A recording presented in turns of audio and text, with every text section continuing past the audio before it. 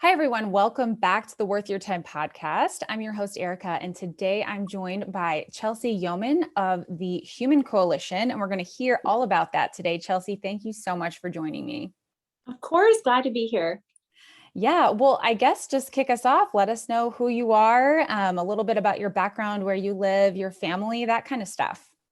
Yes, well, I am Chelsey Youman, and I'm the Texas State Director and National Legislative Advisor for Human Coalition. And our organization is a nationwide network of care for women who are seeking abortion. And we meet them where they're at. We connect them with holistic care, things like affordable child care, housing, assistance with domestic abuse and violence, anything really that the pregnant woman needs on her terms, to try to help her choose life and to try to help her stabilize her circumstances so that children are born into great homes. And so that's my organization. And then I'm also a lawyer for them. So I come up with policies for them designed towards pregnant women in need, policies like the Texas Heartbeat Act to protect unborn children, and love thinking, with my legal hat, how to resolve some of these issues. And how long have you been working with them? I've been with them about 3 years now. And before I was with them, I was doing constitutional law, doing freedom of speech and freedom of religion issues. So kind of been all over, and we landed in Austin doing political work, and I really love it.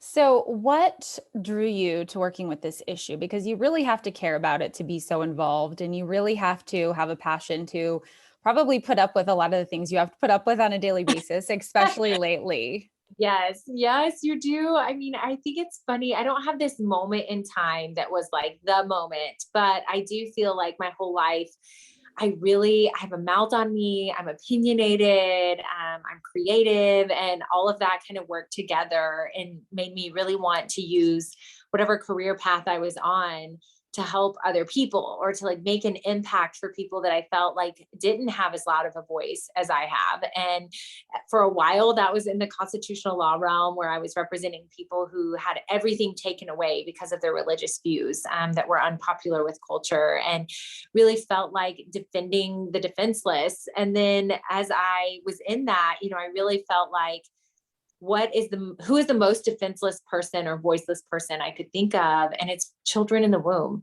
I mean, it's the most vulnerable time in somebody's life. You're developing, you have no rights yet. And ultimately their lives are ended in the womb. And so for me, there's just a sense of urgency to take, this passion I have for wanting to defend other people and apply it in what I felt like is the most important context you can. hmm Now, what are some of the initiatives that you guys have been working on lately or in the past year or so? Yeah, oh my gosh, we've been everywhere. So we really have two sides of the policy work that we're doing. One side is meant to help alleviate why women are seeking abortion, the demand for abortion. And so we're working on gaining state programs for women designed to help get them on their feet and care specifically for pregnant women in need. And so we do that through budget amendments and starting a program, or we'll do it through a bill called the Every Mother Matters Act that essentially says before a woman gets an abortion, she gets an offer of help and assistance, and she gets to know and have access to resources. Because I think so many women don't know that they're eligible for a ton of help and assistance. And we want them to be aware before they make such an important decision. We think that women should be empowered with as much information as possible. And so that's two of the initiatives. And then the other half of the equation is, of course, actually downright protecting children in the womb from abortion and abortion providers who prey on them. And so we worked on the Texas Heartbeat Act, and we have a protection at conception bill.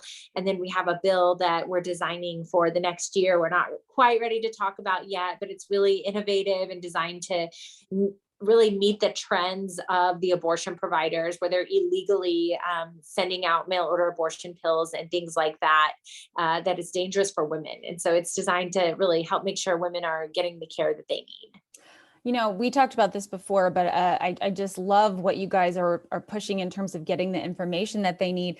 There is a statistic out there, and I'll have to find it, that says, some high percentage of women who choose abortion, say that they would not choose it if they didn't feel like they had to choose it. Like if they weren't in a, Yeah. a very bad financial place or whatever. And it's just mind-boggling to me that, we're not already doing that across the country. But, when it comes to a place like Planned Parenthood, and maybe you could speak to this, they are a business. And if they aren't doing abortions, they aren't making a lot of money. Can you talk about that at all?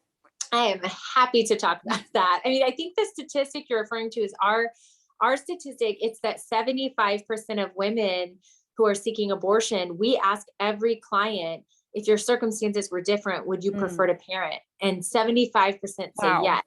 That's And I amazing. think that's the most important thing anyone can know about why women seek abortion. It's that they don't feel they have a choice, and they feel pressured and coerced and stressed out. And usually they don't have a support system who is encouraging them, and they feel trapped. And I think abortion providers take advantage of them in their weakness. They profit off of them. And we're here to say, actually, you're capable. We want to empower you to do that. How can we come alongside you and help you? You're smart enough, you're able enough. Let's get you there. And she often feels relief when she knows she has other options. So that's really the first thing, is to, if you're going to talk about abortion, you have to talk about why women are really seeking abortion. And then the second thing I'll say about the Planned Parenthood aspect of this is there's this myth out there that Planned Parenthood is somehow providing these great benefits or healthy help for women who are pregnant. And that's just not the case. 97% of their income comes from abortion. They are not really helping with women with mammograms. They're not helping them with healthy choices. And I think the best evidence of this is in Texas, when the Heartbeat Act was enacted on September 1st. Instead of opening up stronger gynecological care for women, because now we're going to have more pregnant women than ever in the state of Texas, they shuttered their doors. Instead of providing healthy pregnancy benefits, accepting Medicaid, serving pregnant women in need, they moved out of state and they're opening abortion super centers. And that's all you need to know about where they're. It's so true. It's I so mean, true. it's, I know it's like constantly over and over again, you hear, oh, abortion is only 3% of our services, but we know, like you said, and maybe 3% of their services, but it's 97% of their income. And that's like you have to know that context in order for it to make sense. And that is such a great point that I haven't heard anyone make yet. They are shutting down. They're not sticking around to help. And in the meantime, of course, there are pregnancy centers more nearby women, far more than there are abortion centers. And I know that those pregnancy centers are gearing up to help more. And I actually heard, some big new project that Susan B. Anthony List is doing yesterday. And I know that you guys are doing. And so it's really cool to see that, and very, very strange to see people denigrate people that are just out there to say, hey, we want to help you. We're excited to help you. I know. I think it's probably the most difficult part of my job is, you hear all these narratives in the media about being pro-life, and we're like, being pro-life is pro-woman. And we're all entitled to our own opinions, but we're not entitled to our own facts. And so I always say, like, let's look at the facts. There are 2,700 pregnancy resource centers across the country and have been for decades. I mean, these are centers that provide holistic care for women, support them as long as they need. And our entire movement is founded on this type of care for women. We love and serve women, and no, we don't provide abortions because we believe that women are better off with their children. And we outnumber abortion clinics 3-1. And I'm proud of our work. I'm proud of our nurses. I'm proud of our social workers who are on staff caring for these women day in and day out. And I think, they deserve to have the truth told out there about our movement's love for women. Yeah. And I know I saw on your website, and I know a lot of other places are doing this too, is partnering with churches is a big thing. I've talked to Kierna a lot about how they have a big focus now. And I think everyone sort of has a bigger focus now on how are we partnering with churches, because pregnancy centers, of course, they have limited resources. And so how can they be partnering with all the churches in the community to make sure that every woman has access to a larger sort of pool of support? Can you talk about that part of what you guys are doing? Yes, I think the church component is so important because we have almost 1 million women a year in our country seeking out abortion, and they're in our communities. They're in our churches, they're in our pews. We all know them. And so I think having the church involved and willing to go there is crucial to this equation. And it's as simple as doing things like talking about it from the pulpit in a way that's loving and kind, and then creating programs in your church that are helping women get affordable childcare. You could even have a job posting on your website for single moms who need support and jobs. Why not hire them, right? Right. Give them jobs, give them safe housing, give them access to things that you and your community are doing as part of your outreach. And I think it should be intuitive and natural for churches to serve women in these ways, because women are vulnerable in these populations. And we are launching an app designed for churches to do this. And so it's going to include not just groups like ours, but social workers, the foster care system, anyone serving vulnerable populations. They can post their needs onto the care portal and allow church members or people in our congregation and in our communities to raise their hands to fill those needs. So I think that's a really, That's really so cool. cool option. Yeah. Yeah. When is that coming out? It's coming out this summer. So it's called the Care Portal. And you can, of course, go to humancoalition.org and learn more about it. Sign up for our listserv, so you'll get to hear how you could do that for maybe your own church. Mm-hmm. Yeah, I know for me, I've always been involved, but a few girls from my church and we were talking a few weeks back when all this started getting crazy. And, we were all like, we've got to do something. Like, our church is not currently partnered with the pregnancy center. And so we met up and, we're putting like a page on our church website with all the local resources and national resources. I love that. And trying to be like, here, come here for help, maybe have an email address, something like that, similar to what you're saying.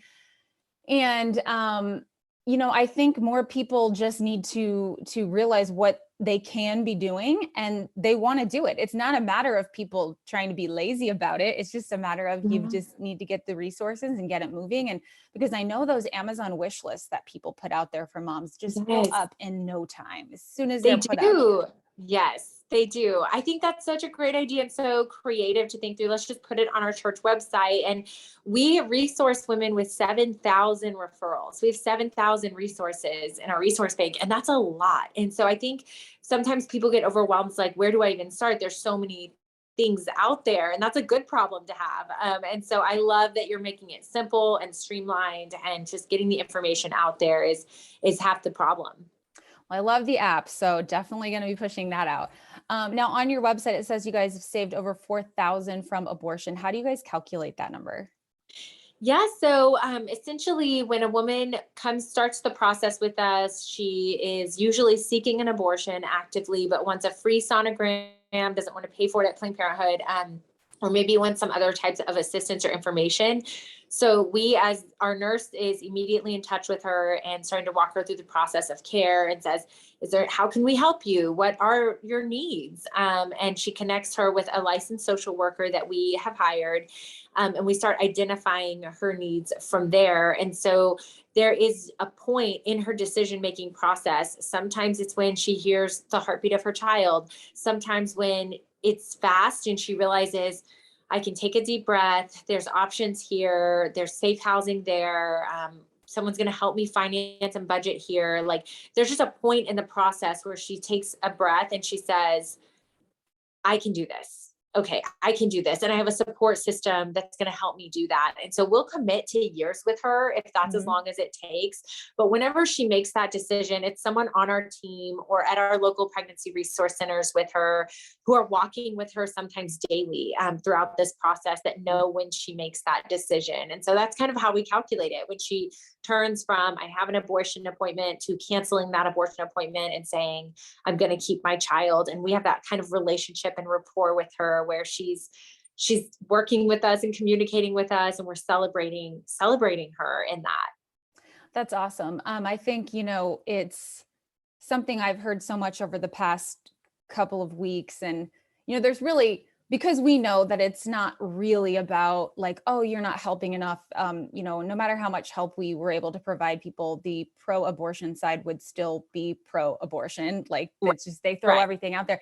but it's like, oh, well, what about universal healthcare? What about universal preschool? What about the kid lives till be 18? And I think an important point to make here is, like you said, oh, we may even walk with them for years, and I think that's amazing. But the point here, and in many other cases when we're helping people, is to empower them to stand on their own, ultimately, eventually, as most people want to do. And so the idea isn't to say, yes, let's make someone dependent, forever. It's say, how can we help them get to a place where they don't need that anymore? And I think that's a wonderful goal. And it's great that there are so many people that are willing to stand up next to women and help them do that. And so anyway, that's just, I wanted to make that point because I think it's an important one. It's just so crazy when I'm like, well, what about, if you can't, if everything, literally everything is not fully funded, it's like, well, that's so, like, they don't deserve life unless they get like, I mean, there's free Medicaid. Really an argument to kill the poor is what that argument is. Yes. That the answer to poverty is killing those who are in poverty, which I think is an astounding argument. When you really break that argument down, it's incredibly discriminatory in our country. And the other thing I say is women leave abortion clinics and go home to the exact same circumstances that brought them in.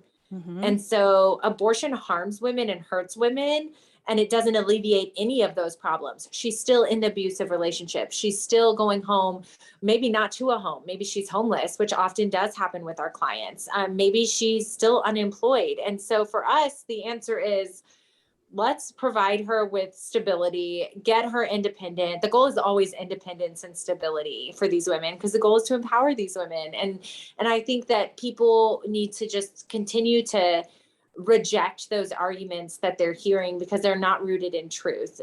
The truth is, care for women is saying, how can we help, and actually helping. And abortion hurts her. It doesn't help her. Yeah. I mean, in a sense, for some people, at least,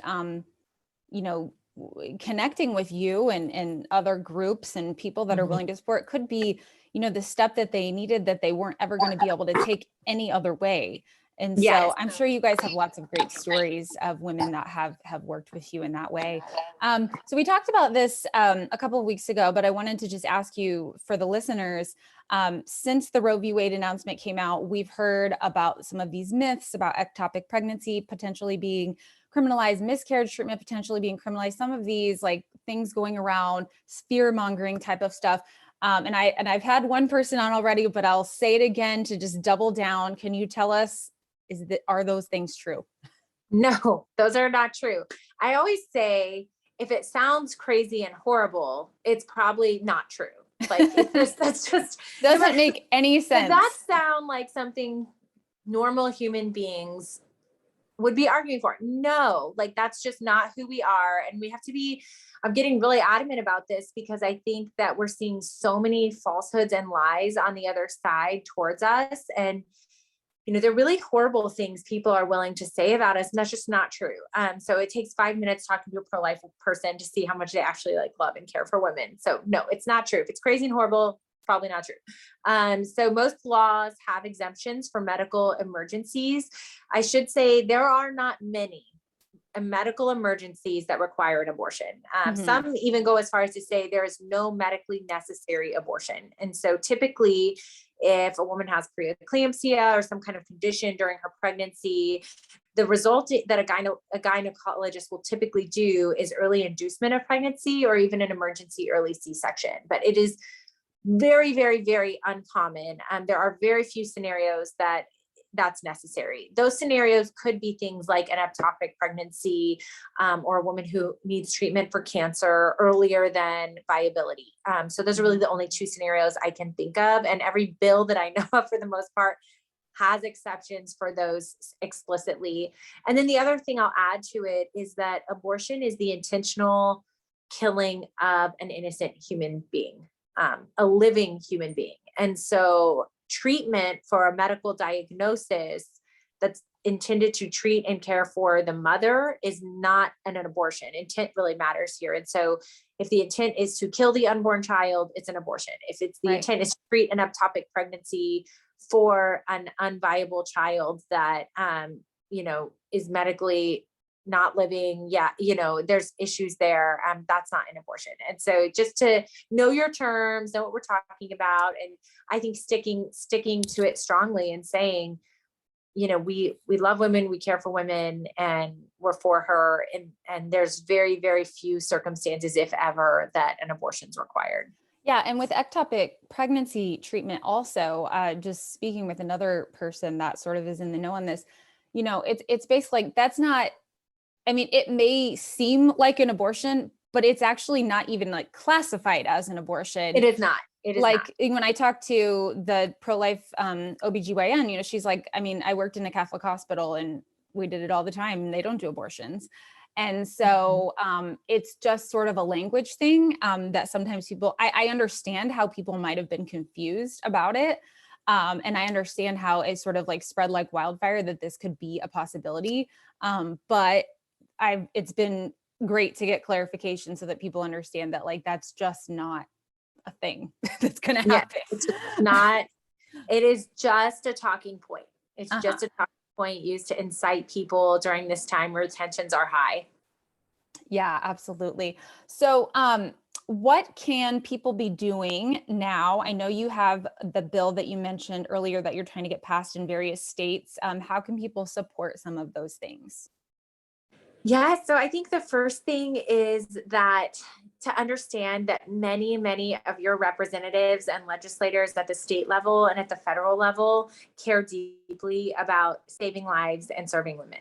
They care about both, as most pro-life people do. And so to call them and ask what their plan is. What are we going to do in this post-Roe world that we're looking at? 26 states are set to outlaw abortion almost entirely, if not entirely post-Roe. But you may be in one of those 6 or 7 states that could do more to protect children in the womb and serve women, but don't have anything ready to go. And so I think knowing where your state is going to land on that and being in touch with your elected official, they care deeply. And I think your 2 questions are, what are we doing to serve women? How can we get a program like Alternatives to Abortion here to serve women?